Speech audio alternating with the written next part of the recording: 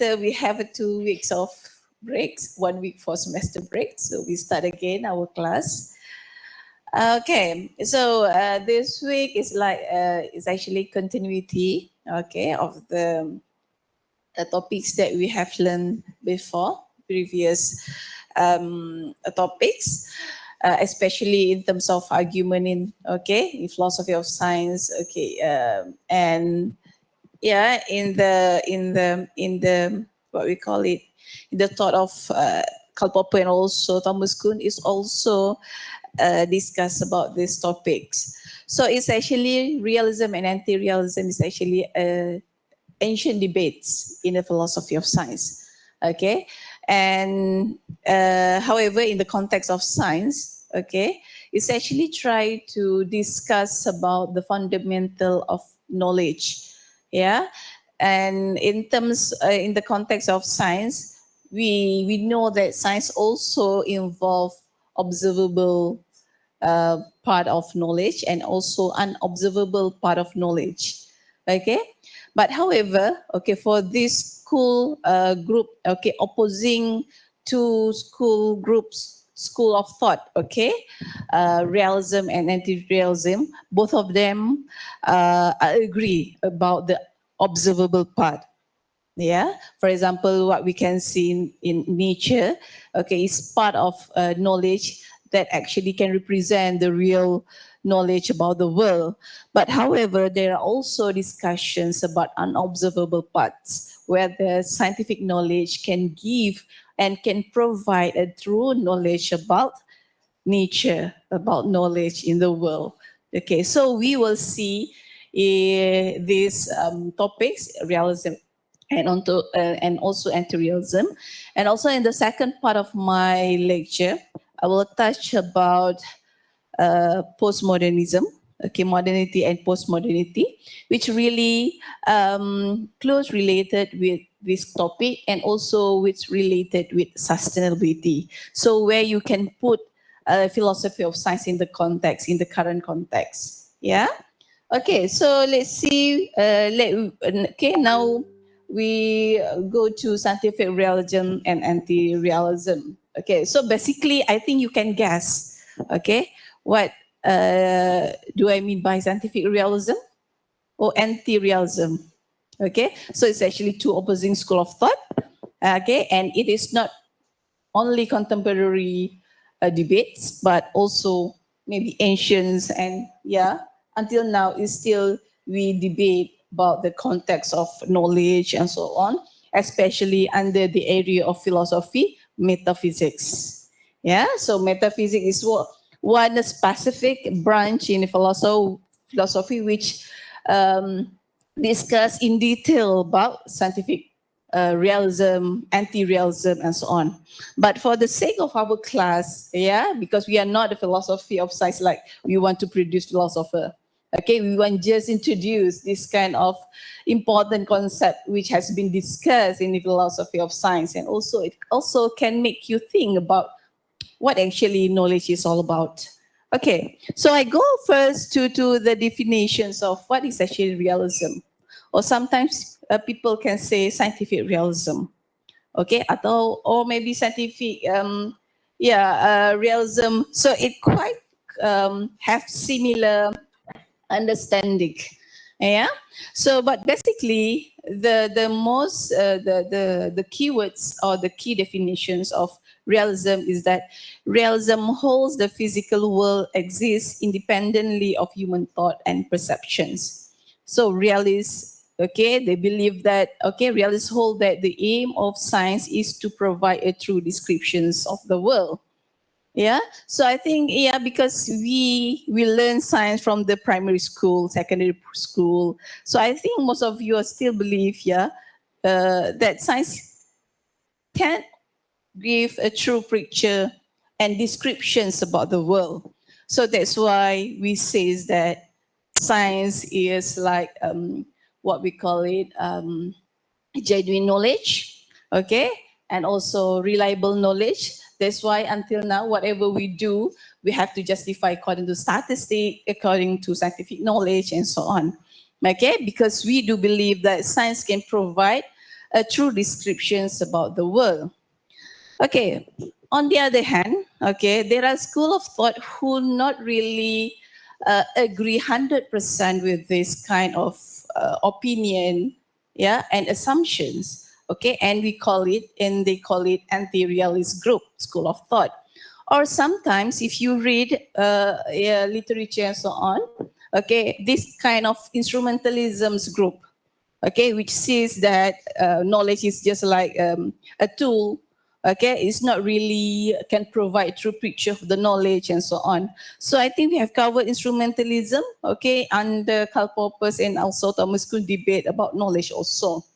Okay, so this group, anti-realists, hold that the aim of science, okay, is to provide a true descriptions of only a certain part of the world, that is the observable world. Okay, but as far as the unobservable part of the world goes, it makes no odds whether what science says is true or not. Okay, for example, certain branch in science, for example, biology, maybe we learn something observable part of knowledge, okay, about biology, about anatomy, about animals, plants, and so on. But however, certain branch of knowledge like physics, okay, it involves many unobservable part, okay, of the world.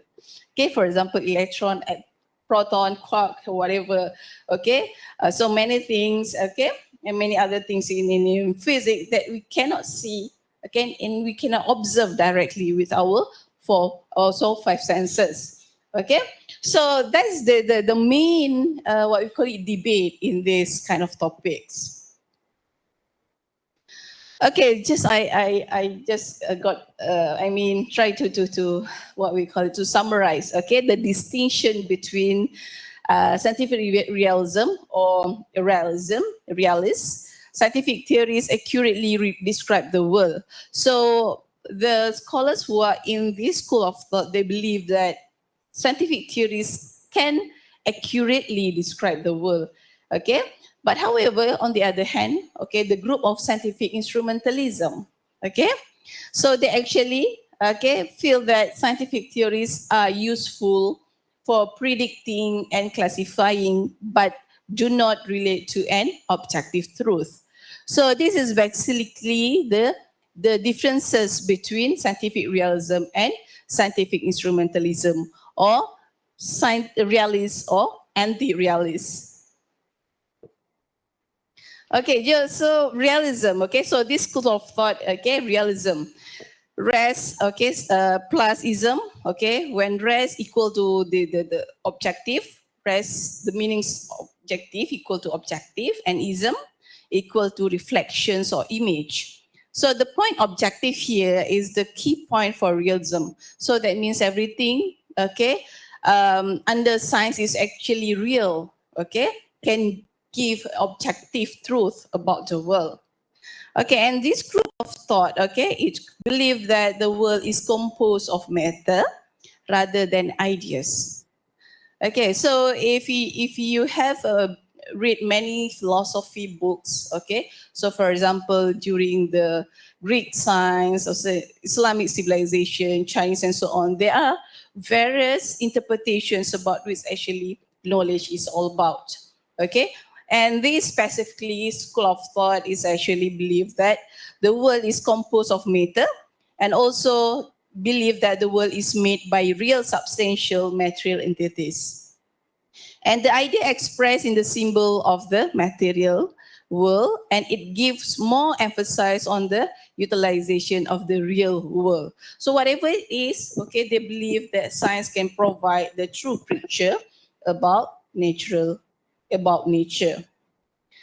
Okay, so how does this argument matter in the context of science? Okay, so how we actually can revive the idea of scientific realism and also anti-realism in the context of science. Yeah, especially when we understand that when we want to study, when we want to read this topic, we need to read more in the metaphysics. Okay, which one of the what we call it is not quite difficult, but yeah, um, for science student, it's quite difficult to understand. Okay, so we try to I try to explain just a brief about the school of thought, and hopefully you can understand some of the important point.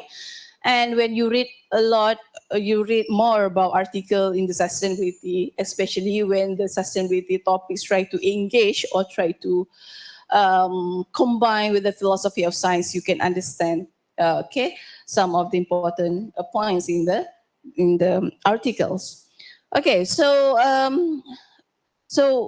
my lecture today is basically how actually two opposing school of thought look at the idea of unobservable part of the world. Okay, which we think that unobservable part is really is it really can what we call it can describe about the true nature of the world. Okay, so for example, like atom, okay, when, or maybe, okay, what we call in our ways, for example, or we try to draw map, okay, so we understand that map, even though it's observable, but when we transfer to on paper and then to try to draw the map is actually the representative of the reality. We assume that, okay. So, but however, for example, electron, proton, okay, we can detect them. Okay, and then we try to represent the existence of this kind of particles, whatever, in the symbol. For example, atom, maybe circle. Okay, so this, for example, like liquid. Okay, maybe the circle is not to what we call it. Maybe there is space. Okay, for certain circle. Two, we want to represent. Okay, the existence of the structure of certain material. Okay, so that's basically the idea of this kind of group, okay? Try to discuss about what's actually the main foundations of our knowledge and whether we can understand and we can truly believe that science can provide us the true picture of the world. Okay, so realists hold that the aim of science is to provide a true description of the world. But however, okay, anti-realists hold that the aim of science is to provide a true descriptions of certain part of the world, which the observable part only. And the observable part, okay, things that can be directly recognized by human beings. And some branches of science deal exclusively with objects that are observable, such as paleontology, okay, they study the fossil, whatever, okay. And but other sciences make claims about unobservable region of reality, such as physics. Yeah, so we understand that now physics can make many transformations, many advancement in our life. Okay, and but however, the field, the nature of the field itself, okay, they are study about the unobservable part of the world. Okay, so physicists advanced theory about atoms, electron, quarks, okay, and other strange particles, okay, none of which can be recognized by human being. Okay, so with respect to paleontology, okay, so realists and anti-realists agree because even though we do not really see, okay, how the evolution of certain animals, for example, but we still can study the fossil. Okay, so the realist thesis that science aims to provide a true description of the world, and the anti-realist thesis, okay, that science aims to provide true descriptions of the observable world, since fossil are observable. Okay, so in certain branch of knowledge, there is no much more debate. But with respect to physics, for example, okay, so realists and anti-realists disagree. Because why? Yeah, so realist says that when physicists put forward theories about electron, okay, they are trying to provide a true descriptions about of the subatomic world. And anti-realists disagree, okay, because they see a fundamental difference between these two theories. That means theories in the paleontology and also theories in the physics. Okay, so that's why they believe that the anti-realists believe that maybe, yeah, for the paleontology there is no problem because they still can see the fossil and so on, but the physics still what we call it, um, negotiable, discourse, still in discourse, and so on. Okay? Okay.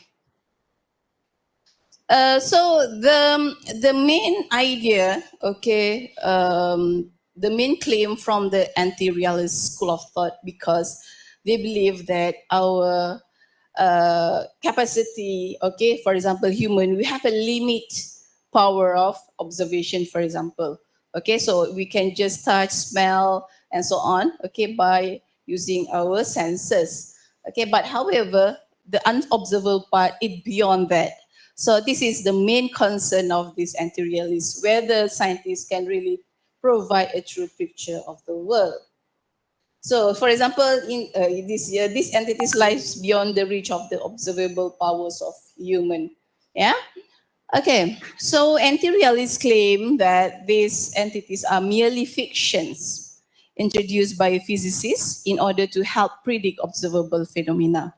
Okay, we understand how theory is. Okay, if you remember, okay, MSRP, Methodology Scientific Research Program, have actually a good theory, at least theory, actually a good program actually can predict, okay, the phenomena and observable phenomena in the future, and we can predict something in the future. Okay, so this, what we call it, this is the strength of certain theory. So that's why anti-realist thinks that all many theories in the physics actually just as merely fictions. Okay. Okay, and for example, one of the example is the kinetic theory of gases. So this is a classic example, okay, in the philosophy of science. Okay, so according to anti-realists, okay, the only purpose of positing unobservable entities in the kinetic theory is to deduce consequences of this sort, okay? And it regards scientific theories as instrument, okay, for helping us predict observational phenomena rather than as attempt to describe the underlying nature of reality. So this is the argument by anti-realists. So much of the motivation for anti-realism stems from belief that we cannot actually attain knowledge of the unobservable part of reality because the limit of scientific knowledge are set by our powers of observations. So this is the main argument, okay, by this school of thought. And however, okay, realists disagree, okay, and that scientific knowledge is limited by our power of observations, as they believe that we already have substantial knowledge of unobservable reality. Because why? Because theory is actually can predict something. So when we have a theory, so actually we have enabled the capacity to predict something according to what we have now. Substantial knowledge that we have now according to certain theory. So for example, the atomic theory of matter, okay, which says that all matter is made up of atom, is capable of explaining a great range of facts about the world, and according to realists, it is a good evidence that the theory is good. Okay, so their justification much more on the applications of that observable knowledge. Okay, so of course the theory might be false despite the apparent evidence of its favor, but so might any theory. So any theory, okay, might be false in the future, so we don't know. But the realists believe that even though we cannot, what we call it, realists believe that we have substantial knowledge, okay, of course, okay, when they look at a certain theories that from the unobservable, but it's have empirical success after that. Okay. Okay. So for example, okay, if for example, maybe laser technology. Okay, so it's part of unobservable part, but it proven. Okay, the laser technology, what we call it, can produce something. Okay, and then what else here? I can't remember. Other. Okay. Okay, so strictly we should distinguish two sort of anti-realism, and according to the first sort, okay, talk about unobservable entities is not to be understood literally at all. Okay, so for example, when they want to talk about the fundamental elements of matter, okay, it's from atom, for example. It's not really, we cannot understand literally. It's just a metaphorical, okay, to understand the nature of matter itself. Okay, so for example, like here, apa we call it daya apa? I can't, um, DVT, something like that. So we represent something, metaphor, okay, metaphorical something to represent reality of knowledge. Okay, so for example, the simplest one about the map that I what we call it explained earlier. So how actually we draw the map to represent the reality, okay, of the world. And also maybe yeah, about for example we have certain portions, for example, yeah, this kind of distance, and then we equal to certain portion or certain, okay, for example 10 meters, we just draw 1 cm. Okay, so it likes to represent something reality by using certain formulas, certain theories, and so on. So it's all about this in, for example, in physics, for example. Okay, so the second sort of anti-realism accept that the talk of unobservable entities should be taken at face value. If a theory says that electrons are negatively charged, it is considered true if electrons do exist and negatively charged, but false otherwise. But let's say, okay, it doesn't, what we call it, it doesn't happen, or but we will never know which, for example, which electron, which, what we call it, uh, electron negative or electron whatever. So we assuming something when it's happened. Okay, so they are either true or false, but we are incapable of finding of which. Okay, so most modern anti-realism is of, for example, the second one lah. Okay, so they try to determine which part really to study in detail. Okay, which part of unobservable part that missing and so on. So it is just classifications about observable and unobservable. Okay, so in the scientific knowledge, okay, we actually try to differentiate between observable part and unobservable part. Okay, so for example, observable, yeah, entities and processes that one can, under favorable conditions, see, for example, taste, touch, hear, and smell, okay, 4 senses, not 5 senses, okay, with the unaided senses.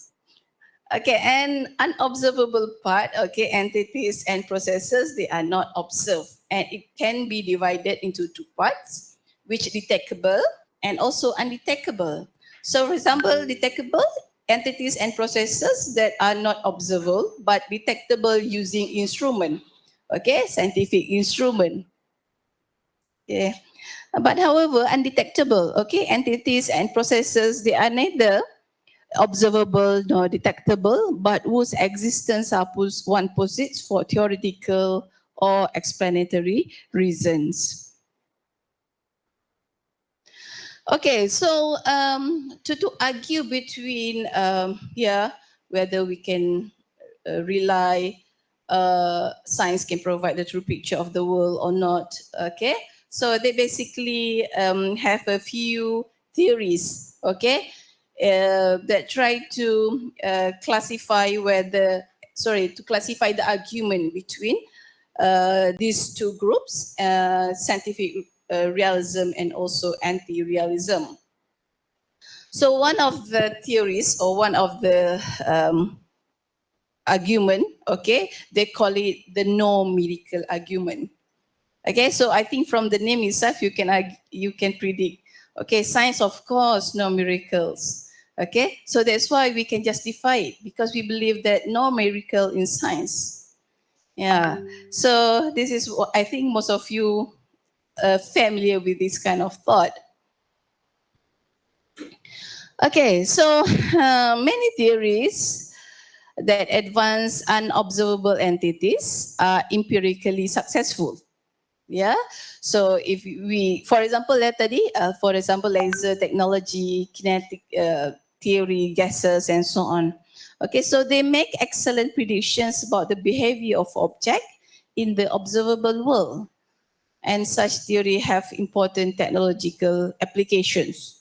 Okay, so for example, laser technology, kinetic theory of gases, and so on. Okay, so if you can see many other application in the physics, yeah.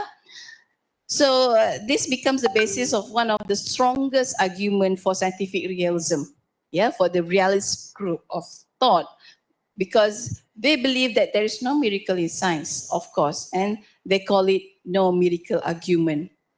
Yeah. So according to it, okay, what explain the theory's close fit with the observable data if there are no atoms and electron. Yeah. And on this view, being an anti-realist is similar in believing in miracles. So that means whatever we understand about the natural world, okay, so we actually have to provide an explanation and justifications for whatever we believe. So this is the basically the science, the foundation of science, and also this what we call it school of thought, yeah, that started from the Greek science about argumentations, logic, about the theory of knowledge, and so on. And really says that, okay, unless we accept this explanation, the empirical success of our theories is an unexplained mysteries. Okay, so this explanation is actually try to refer to the example of laser technology. Okay, so which they believe that laser, okay, is actually unobservable, but can bring empirical success, okay, in the modern world. Yeah, so many other of theories also can have similar empirical success, yeah, according to realist group school of thought. So let's say, okay, we not believe in unobservable part or no medical argument. So everything that what we have now about, especially in terms of technological application, is useless because according to history of science, sometimes okay, application comes first before science, yeah, before the explanation of science and so on. Okay, so one response from the anti-realists about the argument appeals to certain facts about the history of science. And historically, okay, so this is the opposing argument about the anti-miracle argument. Okay, so uh, realists believe that, let's say, okay, if all the empirical success from unobservable part, okay, cannot be uh, explained by theories, for example, it is all mysteries. Okay, and group of realists, okay, realist group, okay, do believe that unobservable part can bring success. Okay, this is according to certain examples, for example, laser technology and also kinetic gases theory. But however, okay, anti-realists do not agree with this argument because when they're referring to the history of science, of course, some of the theology may come first before the science. But there are many cases of theories that we now believe to be false, okay, but they were empirically successful in their day. Okay, so there are many cases of theories that we are now believe, okay, to be false, but they were empirically successful in their days. So this is the main argument from the group of anti-realists. So for example, this one is a classic example in the philosophy of science. The phlogiston theory of combustions is one example. Okay, so it was widely accepted until the end of the 18th century, held that when any object burns, it releases a substance called phlogiston into the atmosphere, and it fitted the observable data available at the time reasonably well, although modern chemistry teaches us there is no substance as phlogiston. So we can see that this theory, okay, even though practical during that time, but now it considered false theory. Okay, but however, it shows a certain success, empirical success during that time. Okay, so the history of science shows that empirically successful theories have often turned out to be false. So how do we know that the same fate will befall to this theory?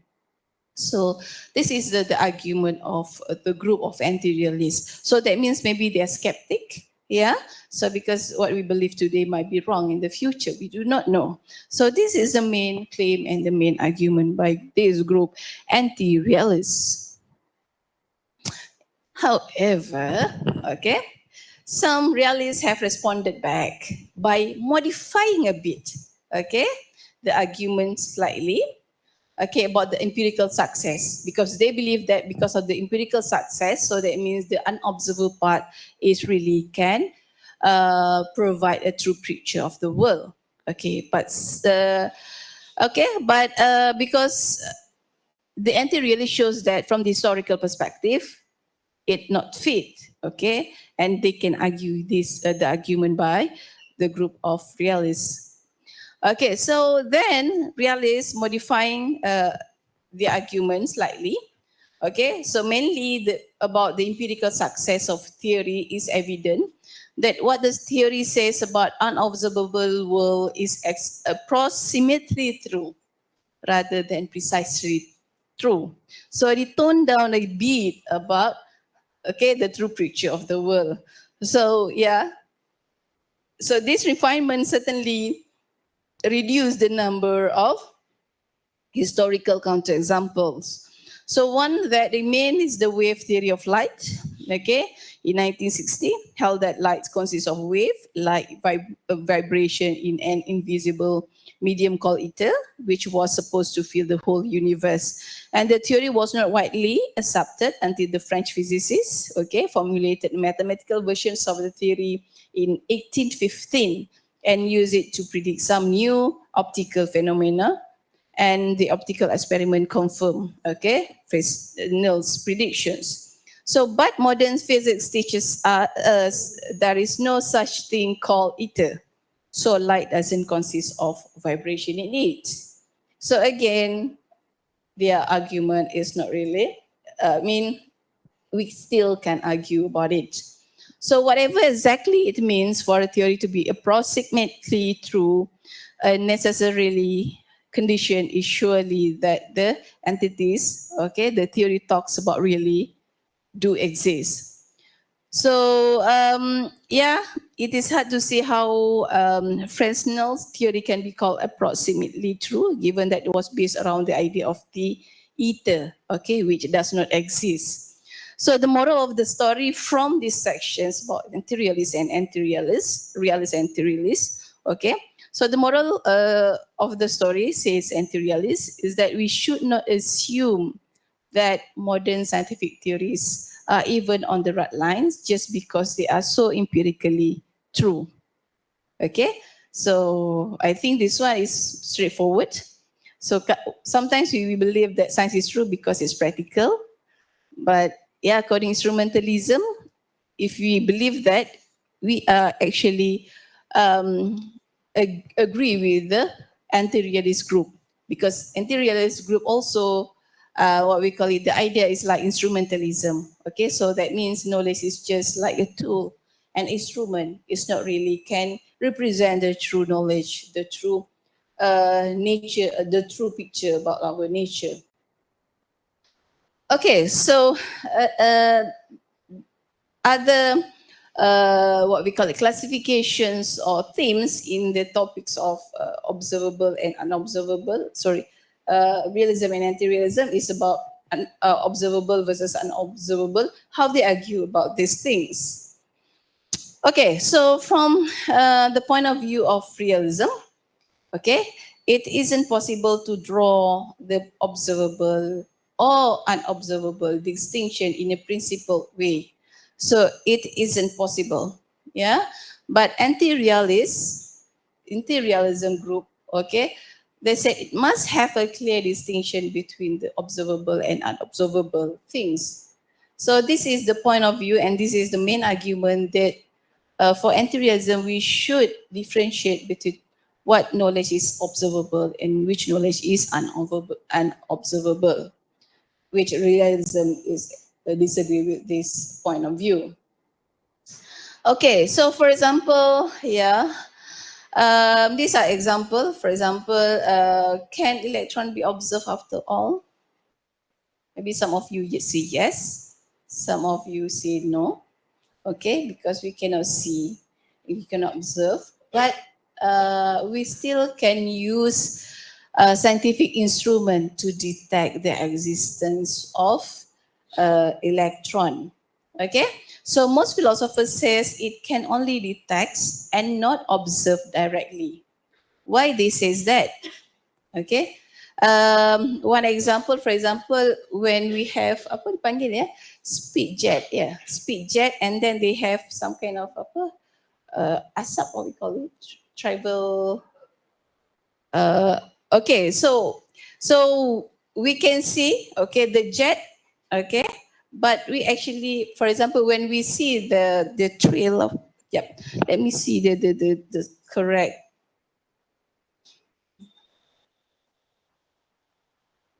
Okay, so vapor trails, sorry, vapor trails. Okay, so for example, we see high-speed jets can be detected by the vapor trails they leave behind. Okay, but watching this trail is not observing the jet.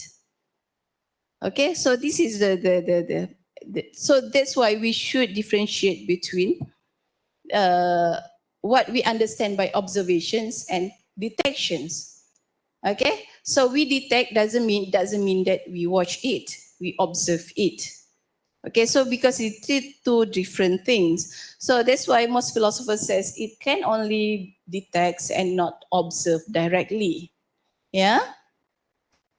So we can, yeah. Dr. Mai, sorry, I'm Joy. I just Okay. having a question because just now initially for the introduction, Doctor mentioned that if detect by the instrument should be anti-realism, right? Okay, detect by instrument. Not really So based anti-realist. on this, is it Sorry, I think maybe because I'm a bit I explain. confused? Sorry, Sorry, maybe Doctor. it's okay. It's okay. Thank you, Joey. Thank you. Maybe I explain unclearly. Maybe. Okay. So unobservable part is questionable. Okay, among anti-realists. So that means even though we can detect the unobservable part, they still have argument about unobservable part of the world. Okay, so even though we use instrument, okay, so for according to realists, we use a scientific instrument to detect the existence of electron, for example, so that we can show, okay, the existence of electron. But however, anti-realists disagree because they say that observation and detection is two different things. Okay, Joey, boleh ke? So it's Okay, so doctor, it means that this just like different perspective from different scientists instead of like okay, example can detect so anti-realism if can see then realism it is actually not like that, right? It's actually just the perspective from different scientists, is it? yes, yeah, Joey. Just different perspective and different argument about the unobservable part. Thank you. So even though the realists have this kind of answer, but maybe this opposing school of thought may have a different kind of argument. Okay, so this is the nature of philosophy of science. Yeah, understood, doctor. Okay, So it welcome. just Thank you. based on how we actually argue, just based on how we actually argue on this perspective, right? Based on our own opinion and Yes, explanation. yes. So at the end of the day, the true, the what we believe is actually different from different perspective and angle. Okay? Okay, Joy? Okay, thanks, Okay, doctor. you're Thank you, welcome. doctor. You're welcome.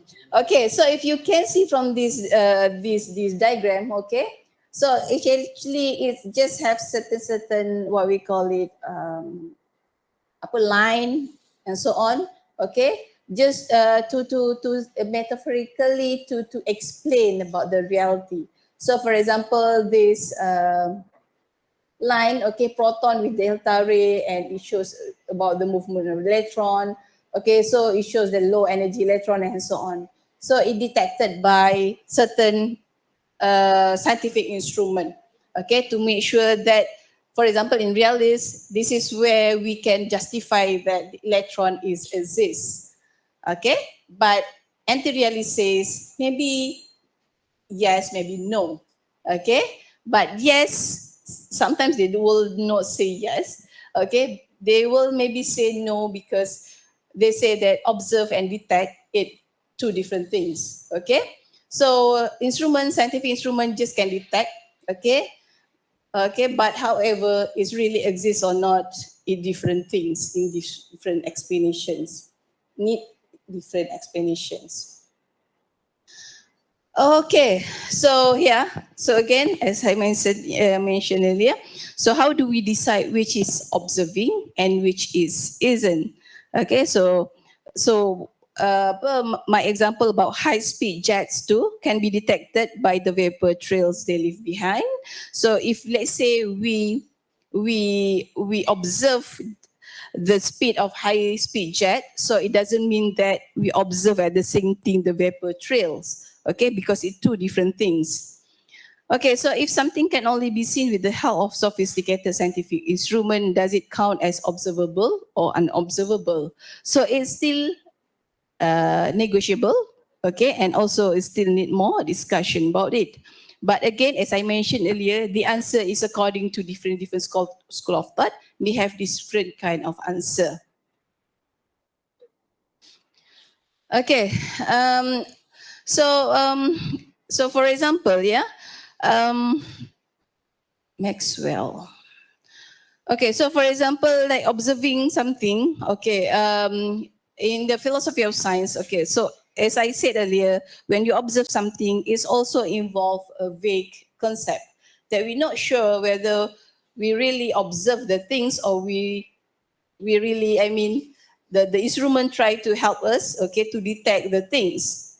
Okay, so that's why, okay, so anti-realist says that, so for example, Maxwell argument not only show observable to be a vague concept, okay, but concept are vague to be at least some extent, okay, so this doesn't show that the observable or unobservable distinction is somehow unreal or unimportant, for there is a clear-cut cases on um, either side. So basically, what I want to emphasize that the earlier point of view is that according to anti-realists, we need to have clear distinction between what is observable part of things and what unobservable part. Okay, so that's basically the main argument for anti-realists. Yeah. Okay. Next, okay, so to differentiate, okay, the idea, the themes between anti-realist and also realist school of thought, okay, by the concept of the underdetermination argument. So, yeah, so this is another, what we call it, themes, okay, besides unobservable and the observable and no miracle argument. And this is another, what we call it, themes under realism and scientific realism, the underdeterminations argument. Okay, so what is underdeterminations argument? Yeah, underdeterminations is a thesis explaining that for any scientifically based theory, there will be always be at least one rival theory that is also supported by evidence given. Okay, so for example, we have one data. Okay, so for example, one set of data. At least, maybe in a social science, for example, there are also a few theories that can explain the same data. Okay, so this called underdeterminations. Okay, it's okay. What we call it? Explain later. Okay, so anti-realists argue that the observational data underdetermines the theory scientists put forward. What this means that the data can, in principle, be explained by many different mutually incompatible theories. Okay, sometimes even though you have the same data, but it can be explained in different way, and sometimes it's opposite and mutually incompatible. So this is why to argue about scientific realism and unscientific realism, we cannot underdetermine this kind of uh, argument, because sometimes the same data can be explained in different perspectives, in different theories that sometimes mutually incompatible. Okay, so this is what you call it, the current, maybe the current example. Okay, so for example, now we have climate change. Okay, if you read about the climate change theories and the climate change, the same data we have that maybe increase in carbon dioxide levels. Okay, so this is the data that we have, the increase in carbon dioxide levels. And then, okay, so one of the theories that can explain the data is that, okay, uh, okay, so from the rise in global temperatures correlate with the increase in carbon dioxide in the Earth's atmosphere. What can we conclude from these informations? So this is the data that I say that we can actually interpret in different way. Okay, so what can we conclude? Okay, from the rise in global temperatures correlate with the increase in carbon dioxide. Okay, it can be concluded that either increase in carbon dioxide levels lead to global temperature rises, okay, or that there are some other factors that influence both. Okay, it's not really about, okay, so the information given under it means the conclusion we should draw from it. So if you notice that, okay, in the theory of climate change also, okay, we don't have any single theories, yeah, but also, for example, in social science there are other theories, okay, maybe conspiracy theories and so on. So you can read how actually the same data that can be interpreted in different way. Okay, so underdetermined, underdetermined, okay, response. Okay, so what is the realist response about this kind of situation or scenario? So in principle, there will always be more than one possible explanations, okay, for a given set of observations. However, that does not mean that all the possible explanations are good as one another.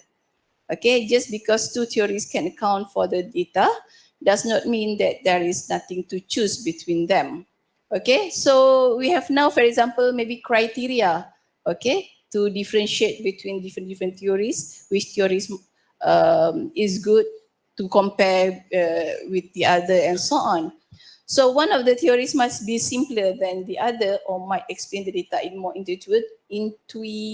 intuitively possible way. So if empirical data can always have more than one possible explanations, this would certainly mean that scientists would be in a perpetual disagreement with another. But this is not the case, as there are different stages between the theories. So the realist response is that, yeah, it's possible to have different explanation about the same data. Okay, but however, we actually can differentiate with theories is good compared to other. Yeah, so we can have criteria, we can have other what we call it, other set of guideline, okay, to show that, okay, this theory A is good, this theory A less good, and so on. Okay, so anti-realists deny, okay, that criteria such as simplicity, okay, are not reliable indicators of the truth. Okay, okay, so realists, when they want to differentiate between different theories, for example, So, for example, which theory they feel that it is good essentially can provide the true picture of the world. But anti-realists disagree, okay? Because the criteria, for example, is not reliable indicators to show certain truth. Okay, so simpler theories, for example, may be more convenient to work with, but that does not make it instinctively more probable than complex one. Okay, so yeah, the arguments still stand, but realists have a further response to this. Okay, so realists accuse anti-realists of applying the underdeterminations argument selectively. Okay, so let's say if the argument is applied consistently, it rules out not only the knowledge of the unobservable world, but also the knowledge of the observable world. Okay, so for example, like when anti-realists, okay, feel that, okay, this theory, okay, we can accept this is kind of good theory, but it's not, and so on. Okay, and they choose this selectively, okay, and its effect, okay, and it can also bring what we call it negative consequences to other kind of knowledge also, because realists feel that many things that are observable never get observed. So, for example, the vast majority of living things in this world never gets observed by human, but they are observable. Yeah. So, or think of an event like a large meteorite hitting the world. No one has witnessed such an event, but it is clearly observable. So, only a small fractions of what is observable get observed. So, anti-realists claim that the unobservable part of reality lies beyond the limits of scientific knowledge, but theories about unobserved object and event are just as much undetermined by our data as theories about the unobservable ones. So again, this kind of underdetermined argument, if you remember, is like a problem of induction. Okay, it's like a classic problem in philosophy of science. Is actually no what we call it, no solutions until now. Okay, it's like data, but it's another versions of the problem of induction in the history of science. Okay, so this is conclusion for the first part of my lecture. Okay, first part. Okay, so the conclusion is that the realism anti-realism debate is very complex, and as with most philosophy, there is a vast gray area. And anti-realists claim that unobservable part of reality lies beyond the limits of scientific knowledge. So the argument is that because we know that science is actually what we call it, depends on our four senses, no, five senses, four senses, and that is the limits, okay, how actually human can attain or achieve the true knowledge about the world. And the slow accumulation of observations and the testing of small hypotheses in order to construct the larger theory is one of way of avoiding potential problem with realism and anti-realism. And we now understand that, science is a cumulative, progressive. Okay, it's not stopped here. Okay, and it's still ongoing. So let's say if you feel that science can provide a true picture of knowledge, you actually in line with the realism school of thought. But otherwise, maybe you are anti-realist school of thought, or maybe some of you instrumentalists. Also, the argument is quite similar with the anti-realist school of thought. Yeah, so it depends on you. And sometimes, so yeah. So I think can we stop for a while, just 5 minutes, ke? Okay, so then I will continue to more what we call it postmodernist era, okay, which actually later you can relate with sustainability. And also next week, maybe I will touch on maybe local perspective of knowledge. And for example, from Islamization's perspective or Islamic perspective of sustainability. Okay, so we stop here for the first part. Okay, so I think there are another part of my lecture. And after that, we take a break. And I think for this week, can I have a maybe tutorial session for those of you who want to discuss something? So after 8, okay, so we will have here or RL student, we can online. Okay, so you can ask any questions about assignment, about tasks, whatever. So maybe today we will end our class a bit late, okay, because I'll maybe after lecture we will continue to tutorial, okay, and then you can also take this time to discuss with your group, okay, about the assignment and so on. Okay, clear? Okay, so take a break for 5 minutes, boleh? Okay, thank you, RL. Okay, doctor.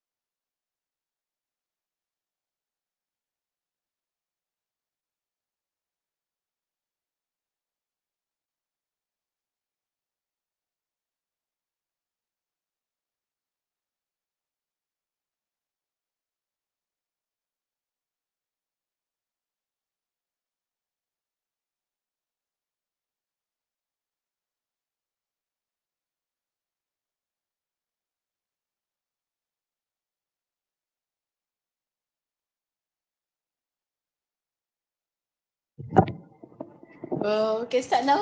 Nak pergi. Cepat-cepat.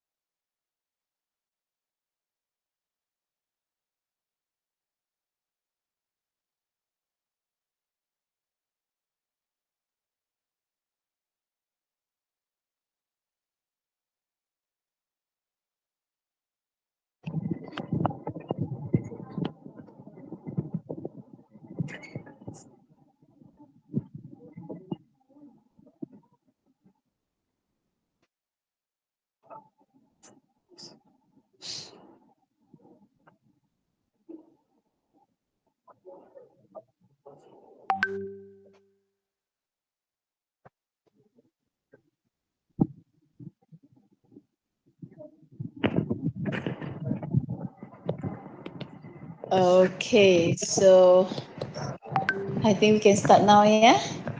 Okay, because other else students, I think all of them are there. Okay, so I start my second part of my lecture today. Okay, is but I think this part is important for you to make sense to understand that how actually philosophy of science can be what we call it relevant to our context today. Okay, so for example, if you see the timeline in the history of science, for example, okay, so these are initially a draft a timeline in science. So, for example, we have pre-modern science, pre-modern era.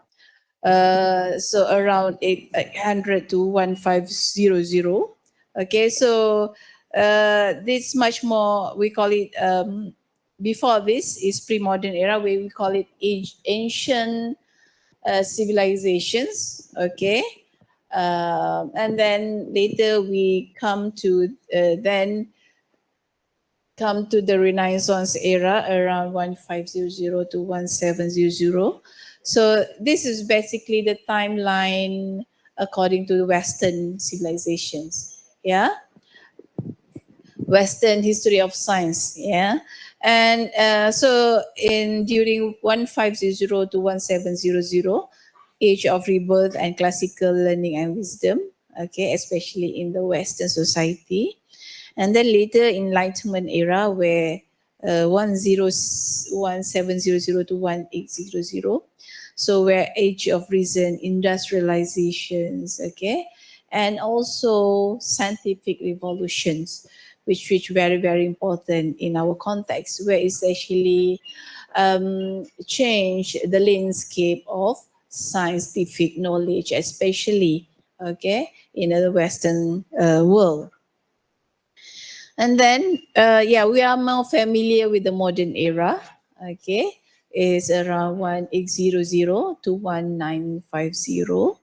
There is where okay, age of technological innovations and progress, and also imperialism. So also the idea of imperialism and capitalism, and also consumerism. But I'm not the expert in terms of consumerism and capitalism. Okay, but however, I do agree that scientific knowledge actually can produce and have the impact to the technological innovations and also the progress in the Western society. And then now in the era of postmodern era, I think you're more familiar with this era, with 1916s, okay, and ongoing, where the age of globalizations, yeah, social movement, mass media, digitalizations, urbanizations, late capitalism, holism, and okay, so many other ism, the importance, what we call it, technological innovation, change, and so on, okay, in the postmodern era. Okay, why I draw this, why I explain this timeline is that it's also influenced the way how we see the scientific knowledge. Okay, so if you remember, for example, Karl Popper, Thomas Kuhn, and so on. Okay, they are actually the pioneer, bukan not but the pioneer, the philosopher who tried to build the foundation of modern science in the modern era. Okay, and according to the what we call it, Kant, Immanuel Kant, and many previous philosophers before them. But in postmodern era, okay, much more influenced with the social constructivism school of thought, yeah, which we will learn more in details in the sociology of science. Yeah, okay, so now we focus on postmodernism. Okay, so it's actually opposite with modernism. Okay, so I think modernism, modern era, you familiar with the idea of objective, yeah. So the fundamental, the characteristic that have been what we call it, emphasized by Thomas Kuhn and Karl Popper about the nature of scientific knowledge. Okay, and now postmodernism is really opposite, okay, with the previous opinion about the scientific thought. Okay, and the postmodernism era is much influenced with the school of thought social constructivism. Okay, if let's say, for example, I think some of you, okay, took sociology of knowledge course last semester, you are much more familiar with the theory of social constructivism, where actually social element influence the what we call it, the constructions or the formations of knowledge. Yeah, and this much more close related with our program sustainability, where we actually try to integrate between science, technology, and also society. Okay, so postmodernism, we now live in a new era, okay, if compared to 1960s, yeah? And there are no objective criteria to prove whether a theory is true. Okay, therefore, any theory claiming to have the truth about how to create a better society. So, for example, Marxism theory is a meta narrative, is some one versions of reality. And they are no longer sufficient to make sense of our changing world. And we should celebrate the diversity of views rather than seek to impose one version of the truth. Okay, so if you remember the idea of Thomas Kuhn, where he says that actually truth is the truth of knowledge, for example, or science, okay, scientific knowledge is much more influenced by our perceptions, okay, by our what you call it, social, by other factors, yeah. For example, psychologists, sociologists, yeah, that really influence the constructions of knowledge. So this is the idea where it's actually much influenced the postmodernist era. And yeah, we should celebrate the diversity of views rather than seek to impose one version of the truth. Okay, so let's see, we see the historical perspective. Okay, so for example, between the 1970s and the late 1990s, the concept of the postmodern was associated with a wide range of different meanings. So, for example, it could designate what we call it, the postmodern idea, okay, referring concept, sorry, postmodern concept, it's referring a chronological period, okay. It has a particular style found in some contemporary artworks and also literary texts, and a property of social structures at the end of the 20th century, a change in the values of certain societies, or a specific way of thinking theoretically about such issues such as language, knowledge, and identity. So let's say if you are not science student, I think you are familiar with this kind of what I call it thinking. That, but however, let's say if you are from the science student, okay, science background, maybe you are not familiar with this kind of approach. That actually we should celebrate other kinds of diversity in the perspective of truth. So, for example, understood as an historical period, okay, the postmodern could either follow a modernity, okay, defined by political, social, cultural, and economic institutions that had emerged in the late 18th century, or succeed in the cultural or an artistic modernism that had characterized the era from 1815 to World War II. Okay, so for example, some of these terminological ambivalence also attached to the relationship between science, technology, and postmodernism. So one can design as postmodernism some of the latest scientific and technological achievements, particularly those that are culturally perceived as assuring in a different historical era and type of society.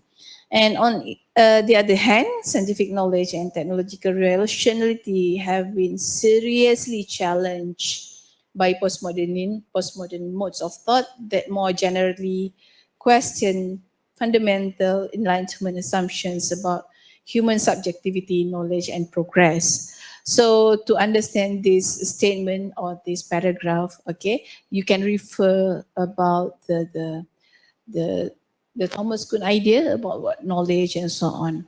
So then postmodernism in this era, this kind of what we call it rationality, the idea of rationality has been challenged. Okay, and the postmodern era look at different things. Okay, and in terms of fundamental, like for example, in terms of human subjectivity, knowledge, and also progress.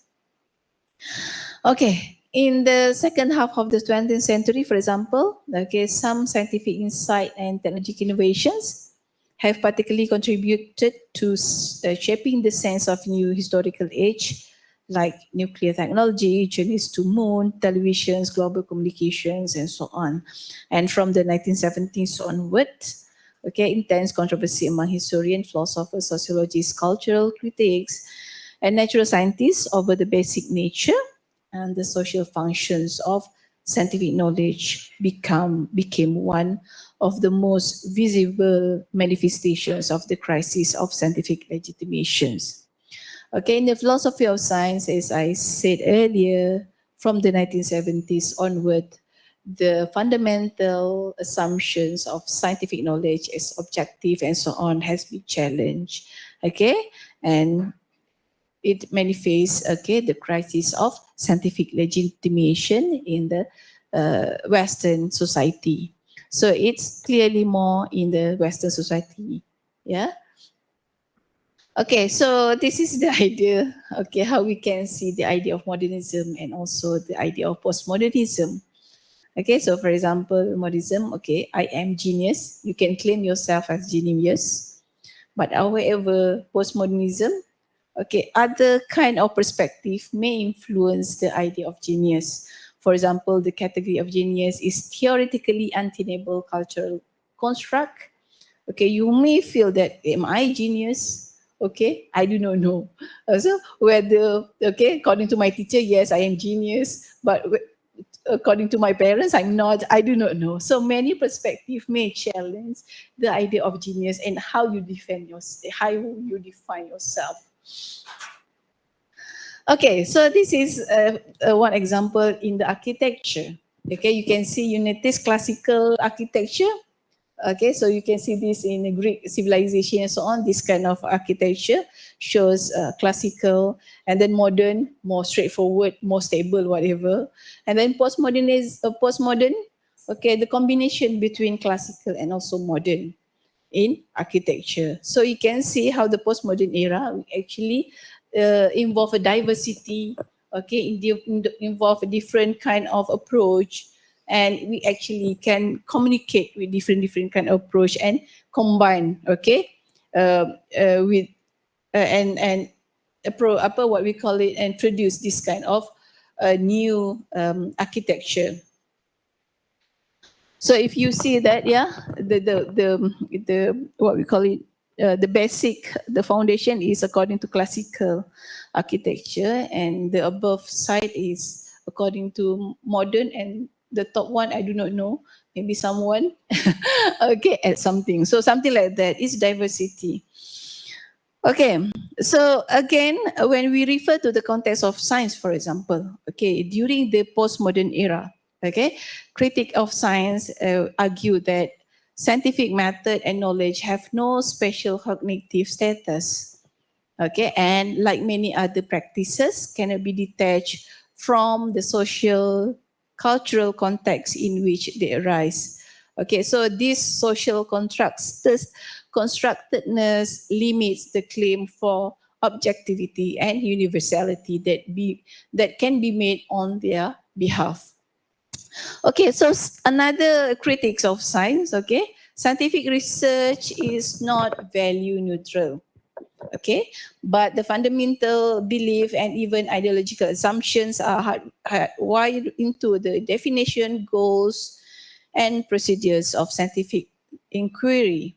Okay, and the third critique of science is that, okay, the relationship between science and other modes of knowledge needs to be rethought so as to open the way for more pluralistic and in the end more objective kind of inquiry about the world. So if you see, these are some of the critics about science in the postmodern era. So you are no longer can claim that scientific knowledge is the ultimate goal for truth. Okay, scientific knowledge, the what we call it, the standard for truth. Okay, so something like that that we understand in the during the modern era. Okay, in this era, the postmodern era, all forms of knowledge are socially constructed, and none of them can claim superior cognitive validity. Therefore, representations of the natural world are open to negotiations among scientists themselves, as well as between the scientific community and the public. So if you really understand our program, it's basically this kind of approach, okay? That we try to, whatever we do, we try to negotiate with different parties, okay? Changing character of scientific knowledge and its gradual progress in the understanding of nature. And many of the perspective that foreground how science is historically and culturally constructed, derived from the seminal, okay, 1962 work, The Structure of Scientific Evolution by Thomas Kuhn. So that's why I think Thomas Kuhn has a great impact to our postmodern era, where the idea also can be applied and then continued by other school of thought, especially in the era of social constructivism school of thought. Okay, so this is just what we call it, summary, modern versus postmodern. Okay, so we do understand that modern knowledge is certain, objective, and good. But however, okay, in the postmodern era, knowledge considered is not certain, not objective, and sometimes not good. Okay, it is just summary. You can add many other things that try to differentiate between how people in the modern era and postmodern era look at science, scientific knowledge. Okay, so modernism was prevalent from the late 19th century and early 20th century style, and then the timeline for the postmodern from the mid 20th century.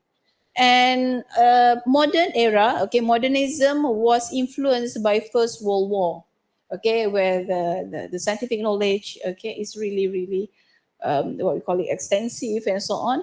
But however, postmodernism was influenced by the Second World War, where the technological innovations give negative impact, for example, to the society, to the Western world. Yeah.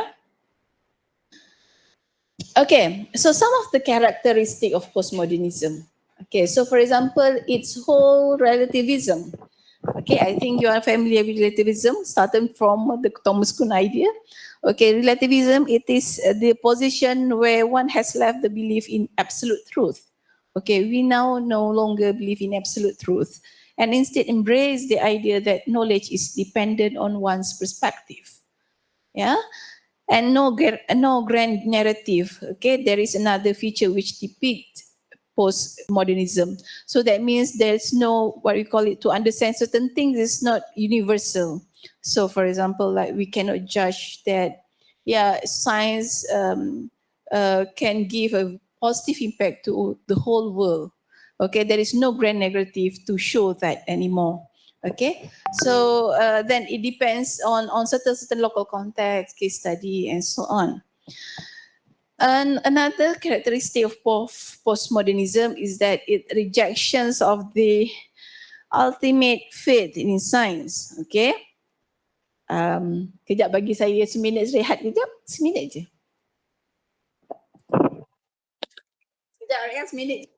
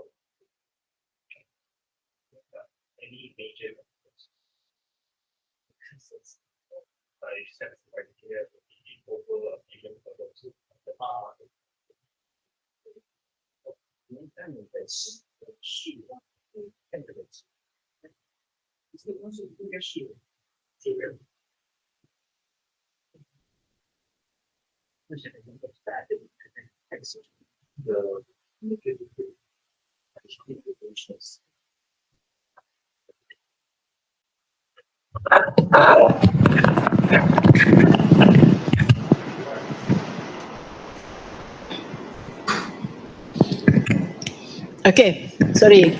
We continue the characteristic of postmodernism again, yeah? Okay, so the third characteristic of postmodernism is the rejections of the ultimate faith in science. Okay, so postmodernists deny this enlightenment faith in science and technology as instrument of human progress.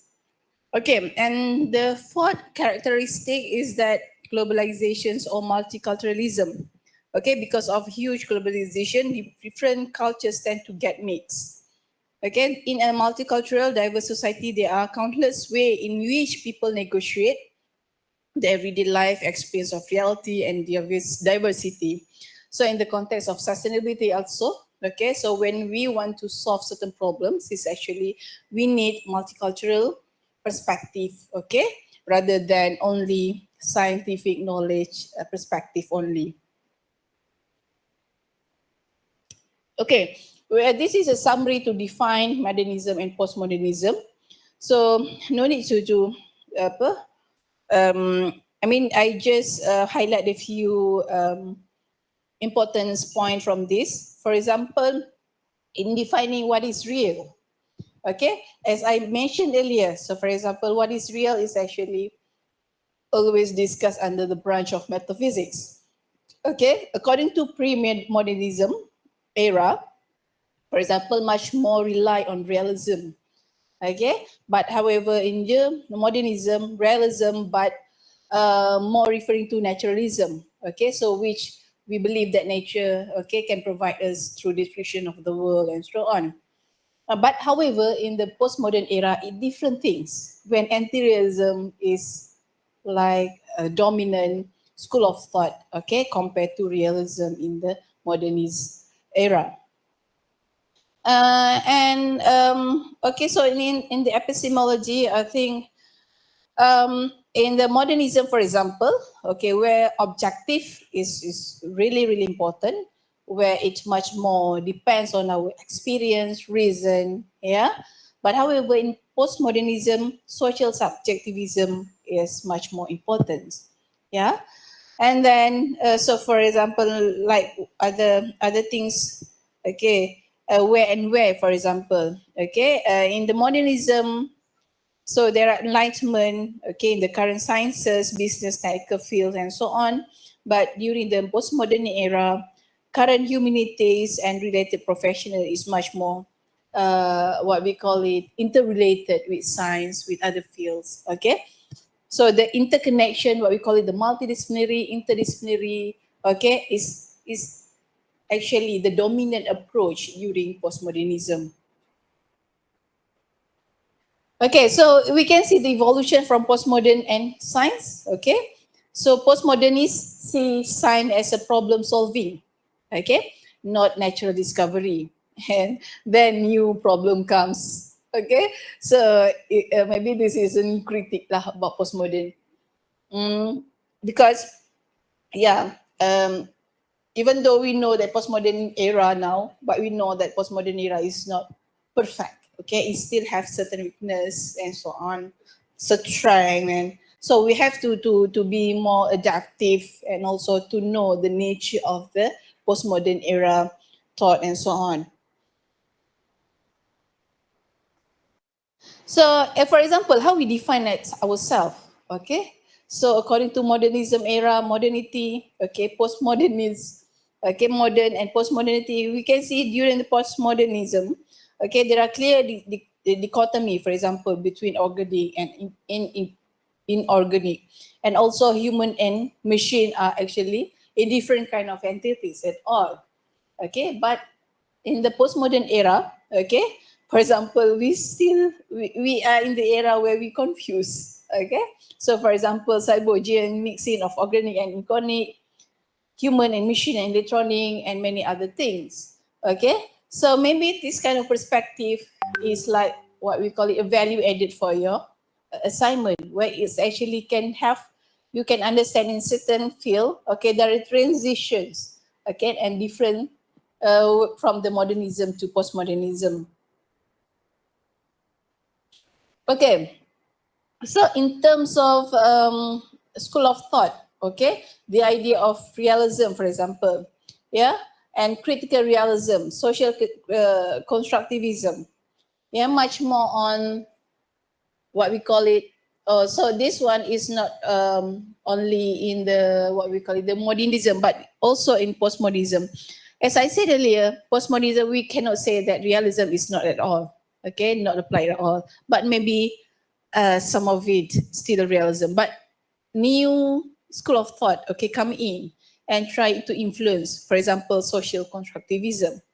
Okay, so where this kind of thought, for example, try to promote multiple and differing realities, yeah, and there is no reality apart from the human being experiencing the reality and giving it meaning.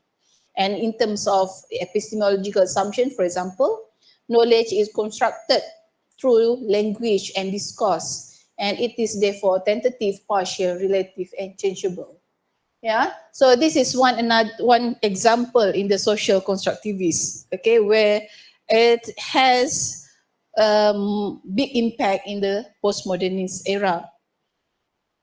Okay, so what about the critical realism?